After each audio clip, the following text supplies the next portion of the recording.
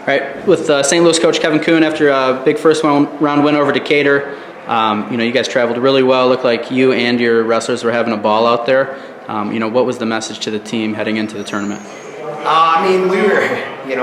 We wanted to wrestle with a little bit of a chip on our shoulder. We didn't necessarily agree with how the seeds worked out, so we wanted to make a statement with that first one. Now I look forward to wrestling my alma mater from Hudson, and Scott Mary is my coach, and Trey Reuter, actually, I wrestled with him in high school, and then he assisted me at St. Louis for my first few seasons. So I'm really looking forward to that. Kind of wanted that to be on the final stage. But whatever. We got a balanced lineup, and we're going to compete like crazy with them tomorrow. You guys have had a really strong season, basically start to finish, and like you said, your lineup is really balanced, and it's your first time at the state since 1995. So, what's gone into building your program up to the point where it's at right now? We, like every program, my son's a freshman now, so there's been a lot of kids that have been in my truck going to Saw or going to Iowa to just wrestling and getting as many kids involved as possible. We're just really trying to build a lot of numbers. We had a huge roster. We started a girls team, just trying to get every kid in that small school that might at some point be a successful wrestler to be in the room. Great coaching staff. We added a couple. We got a strong core of 4 coaches, and everybody's got their own role. And we got a really good, solid 8th grade group coming up.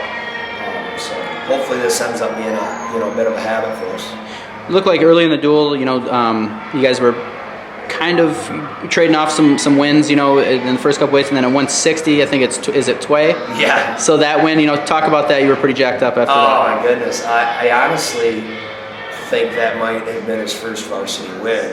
He's a kid who's just been a backup, and we had a 40-pounder that I wanted to use, and he was sick throwing up all night long, so he couldn't go. We were going to bump around that way.